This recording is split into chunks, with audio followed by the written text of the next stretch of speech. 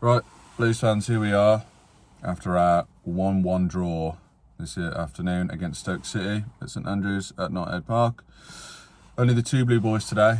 Dan is in a much better place at the minute. That sounds really horrible, doesn't it? But Dan's in Gran Canaria, enjoying his hollybobs. So I don't think you would have seen the game. Obviously, it's not selected for TV on a Saturday at 3 o'clock, but he's aware of the result and whatnot. But yeah, 1-1.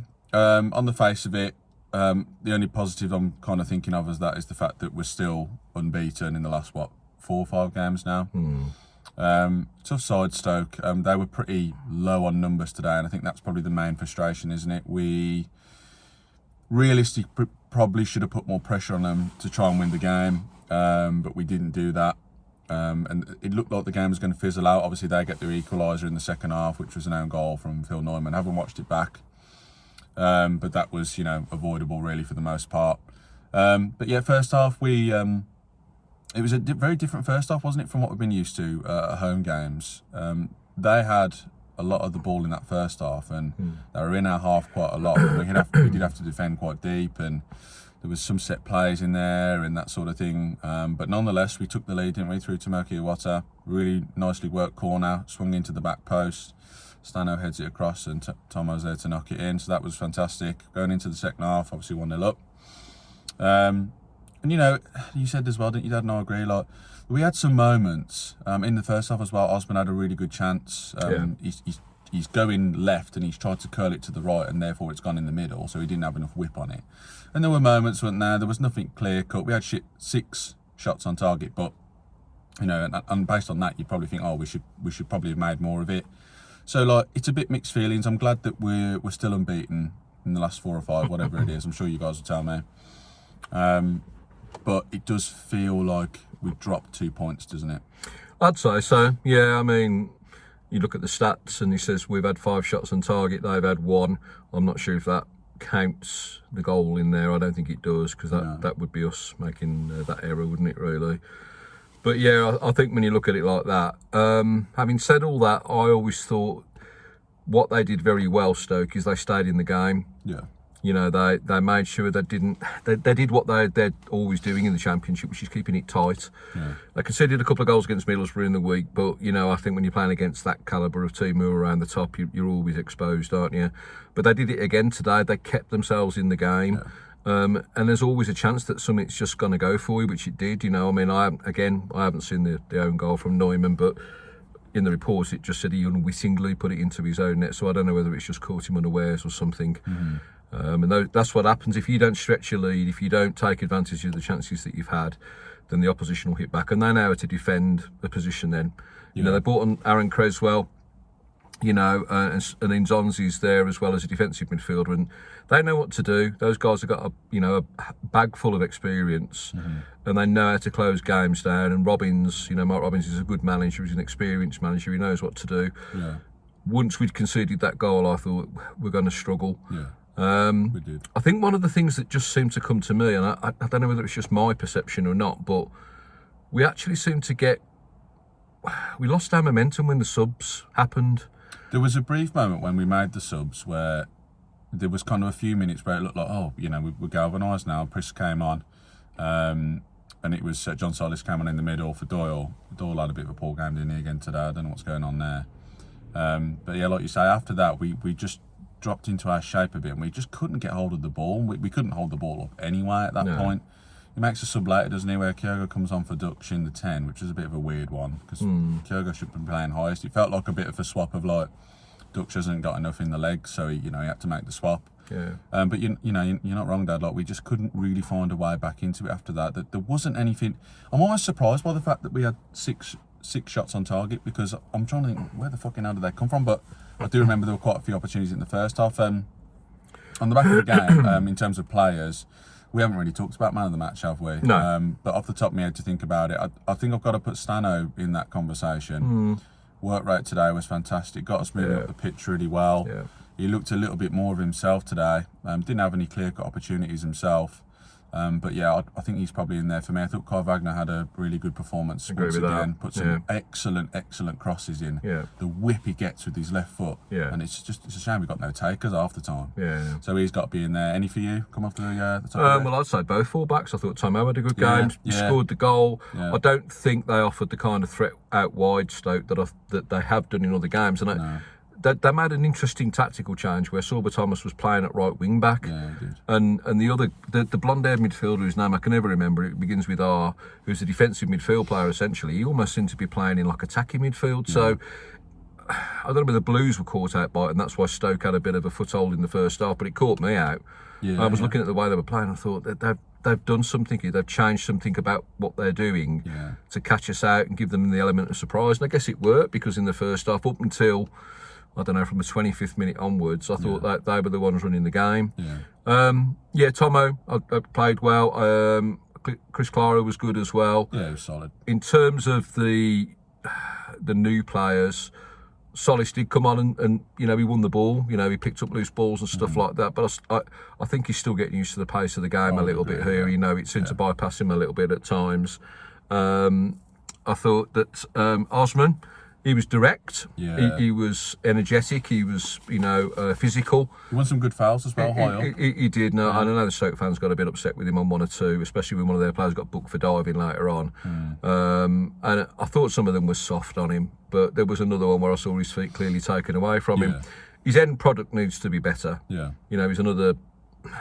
He's another Kumas in that respect, but he's only played one game. Yeah, I was about to say, I think there's it's time a bit to harsh go. to say he's another Kumas, because it's one game. Yeah. He's not played in this league before. I think there's really something there. He looks like he's full of energy and he wants to. I love players that just want to get at people and be direct. I agree. And that sort of thing. I mean, on the other wing today, I didn't think that Patrick Roberts was at his best again today. It's difficult because when he gets cornered, when he's got his back to goal, even if it's in our half, I think he finds it difficult to turn or cut in, and the amount of times he had to cut across the line to actually make things happen. So he didn't have the best of times with it today. But I think Osman, there's definitely something there. Obviously, you mentioned John Solis there. August Prisk, obviously making his debut for Blues today. Again, he's probably going to take time as well to get used to it in this league, but did win some good headers, and that's something we've absolutely been missing. So he got in there, he got stuck in, he was physical. It's true, yeah. There were moments where I thought, just stand up a little bit. He's gone down too easy looking for a foul and whatever. I don't know whether that's he's just part of the game, I don't know, or he's having to get used to the physicality just yet, I don't know, but there's something there. It looks promising. Obviously, it's difficult to tell, isn't it, and judge after 20 minutes of game time from himself. Yeah, he's got a bit of acclimatising to do, and Chris Davis has referred to this, and this might go on for the rest of the season. It might be that he's because I listened to, I think I talked to you about this before the game today. I'd listened to an Evening Mail or a Birmingham Live interview with a guy from the Swedish sports press who gave them the lowdown on August Priska, apparently, as his name is meant to be pronounced. August Priska. August Priska. It sounds like a Scandinavian drink. Like a really, It might be, for all horrible short or something. Anyway. It might be, for all we know. Yeah. But apparently it did take him a bit of time when he was at Kew Garden to get used to, to kind of the way the game's played there, having come out of Danish football firstly at a lower level. Yeah. But then when he caught on, when he kind of, eventually clicked, he clicked big time, and he got the 18 goals in, I think, 18 games or 20 games, something like that. So, we've got to make allowances for that. It's a different league, it's different levels of physicality. He may well have been clipped a few times and knocked over, but it's it doesn't happen here. No. If you might have got a foul in Sweden, fine, but you're not going to get it here because that's just the way it is. No. So, but he did win headers. No. He was enthusiastic and energetic when he came in. He wanted to close the ball down, and it's only a 20-minute cameo. So let's, it's good that he got on. It was good to see him in that, and I think I'd leave it at that because there's nothing else that you can judge the kid on other than his effort and his jumping for the ball, which was great. I would agree. Yeah, I think just away from the game real quick, a couple of shout outs for some people we met today.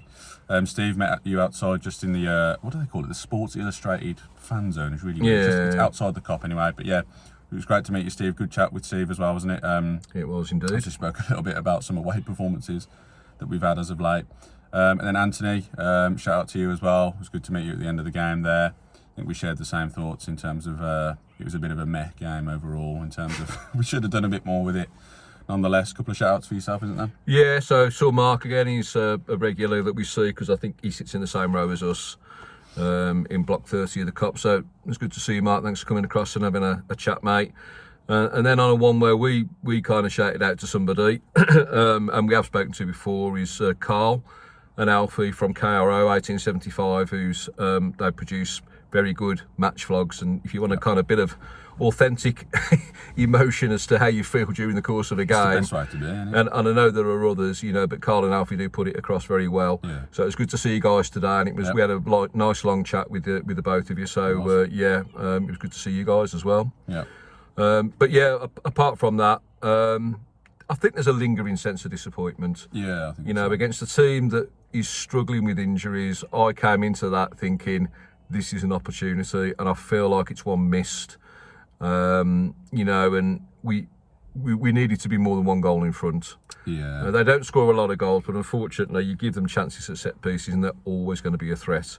Yeah. It puts pressure back on to the away games now, and I noticed Oxford won away at Leicester today. Mental, that, innit? Which is a monumental, you know, victory for them to produce that away from home. So that will buoy them. We've got a week now, which is important to us to fully integrate some of the signings now, and there might be others coming. You know, hopefully there's some coming because we certainly need them at the back. Well, it's funny you say that. I mean, anybody who was in the Knighthead fan part today, the Tilton side of things, let me know if you were there. But apparently it's something like Wagner was over there, and he said something in Spanish about somebody who was signing. Obviously he's referring to Carlos Vincente, I think is his name. Basically, I think he's referring to the fact that it's actually over the line. Whether that be true or not, I don't know. If you guys were there and you heard it, obviously let us know. But yeah, on the signings front, I think, you know, that'd be an exciting one to bring in. Yeah. Yeah, you're not wrong, Dad. It's I don't know. It's a weird feeling of disappointment because you think like they're kind of there for the taking. Like they ain't got a lot of numbers at the minute, and that's why they were so happy with the point. I agree. Don't get me wrong as well. They travel well. Yeah. Easily. Oh, Some they're of the brilliant. best away fans. Yeah, I'd say probably, so for probably definite. along with Coventry. Yeah. Coventry and Stoke easily. Yeah, the best away they've been fans. very good. They were loud all game, so They were. To them. But yeah, it was, you know, like I say, it puts pressure back on. On the other side of the table, Wrexham managed to squeeze 2 fucking goals to win away at who'd they play? QPR. Yeah, so at QPR. I mean, that's What happened there apparently is QPR had a player sent off on the 90th minute, and Wrexham got goals in I think the 4th and the 8th minute of injury time or something like that. Yeah, so they moved to the 26th. I could hear somebody talking behind us as we walked back to the car saying, "Yeah, but that's what they do. They go for it." Instead of kind of thinking, you know, oh, well, we've got an equaliser and we'll just leave it. Yeah. They pushed on for the winner. Yeah. And this goes back to this whole rhetoric about like the type of players they're signing. You know, they've got proven championship players. I think I saw some rumours in the week that they're looking at a lad for 19 million now, which, given the profile of the kid they're talking about, and I looked it up, I thought it was over the odds. But at the moment, they're 6. Yeah. And, you know, it's working for them now. Yeah. We're not too far away. Let's not get kind of, you know, too doom-laden about it. No. We're only 5 points away and things change quickly. We've got 2 games coming up now which I think are both winnable. We can win at Oxford. As now we've got this full week to integrate everybody. And then we've got a vulnerable Leicester and a vulnerable West Bromwich I was Albion. going to say, because I think we've got 3 games. Yeah, I coming agree, up yeah. where we could possibly take maximum from the 3 of them. I don't expect that we will because it doesn't always pan out that way. But as you say, a Leicester side that's without Jordan James now for the next month or so, and he's the ticking clock of their team. Obviously, Albion are struggling as well. So you'd expect that, you know, we've got to be getting some good amount of points there. And obviously, Dan was saying about it the other day. It's momentum at this point. Yes, we haven't lost now, like I say, 4 or 5 games. Yes, they were probably there for the taking today. We should do better, obviously, but we didn't lose. That was one of the main things, wasn't it? Yeah. 8 out of 12. We've just taken 8 out of 12 points, which, you know, if we'd have taken that over the Christmas period, we'd have been well in the playoffs now. Yeah. So if you can keep that kind of points per game ratio going, you know, and nick a couple of extra here and there, you'd be there or thereabouts. I mean, I'm still sticking to my kind of, you know, my 12th position. I think you said 9th, didn't you? I think when we think we're better than we were and have been for a long time at this level, but we're not quite good enough at the minute. No. There are teams pulling away from us a bit now. Yeah. The Hull and Millwall, you know, and obviously the top 3 are already, but Hull and Millwall are like 10 points in front of us now. Yeah. And okay, we've got to play both of them, but we've got to play both of them away. Yeah. Yeah. No, so okay, we can affect it if we're good enough and we improve enough away. But you know, it's a tall order. It puts pressure on every game now that you don't win to win the next one and the next one and the next one. That's what it does, particularly at home, because we know what it's been like at home this season and last season. You know, home is the absolute strongest for us. It's easily one of the toughest places to go in this league. And you know, if we're getting draws or we've only lost once this season in the league at home. It puts pressure on away, and as you said, we've got to go to Oxford, which it won't be easy. No. You know, it's not a game where on paper we should be. I would expect us to go there and get something, because I think we kind of have to, because today naturally puts pressure on that. Yeah. But you know, it's momentum again. We haven't lost in X amount of games. We've brought some signings in. We'll start to integrate them. We're getting some numbers back, and people will start coming back from injury. Can we go on another run and push and get more points on the board and get us within the realm, or at least in the conversation of being in the top 6 when there's 10 games left? Yeah. Because I kind of see, in a way, I wouldn't be surprised if the season kind of withers out a little bit. But this is a very good period now where we haven't lost in X amount of games. We get the signings in. Can we go on another run here and really push to see what we can do? I mean, obviously that's what the owners want to do. That's why they're spending money to get some of these boys in. Yeah. But nonetheless, it's a point, isn't it? It's a point in the bag. Yeah. You know, we go to Oxford next Saturday. Obviously, like you said, we got a full week to integrate the boys. Yeah. Get some rest in there and hopefully see some players back. So, yep, as always, Blues fans, drop a comment. Today's performance, what do you reckon? I think we probably should have put Stoke to the sword, maybe. Do you think the draw was maybe a fair result? And then obviously drop your comments about some of the new boys as well. August Prisk, or how do you say it, Dad? August Priska. August Priske. Yeah, there you go. So, apparently. It's an excellent name. It is. But yeah, thoughts on him. Ibrahim Osman as well. John Solis, I know he played Sheffield Wednesday, but obviously it was his home debut, wasn't it, today? So, any Stoke fans as well, if you guys are watching, drop your comments on how you guys thought you did today. Excellent support, I will definitely say that. If you are new around here and you like today's video, thumbs up the video if you could. And if you like today's video and any of the videos that you've ever seen from us, and we don't always just do the post-match reactions, we do the previews for other games as well, and we talk about some of the most random stuff sometimes as well, don't we? We do. Few and far between, but yeah, subscribe, and if you do, just turn the notification bell on if you could, and they'll be notified every time we upload a new video as well, so you guys don't miss it. But we will catch you guys on probably the Tuesday or Wednesday, because we're going to record on the Monday and we'll do a preview for the Oxford game. And it will just be the two of us, as Dan will still be on his hollybobs enjoying pints of Amstel there. So fair play, but we'll see him when he comes back. It'll be good to have him back. It will. But until then, Blues fans, keep right on, and we will see you all very soon. Keep right on.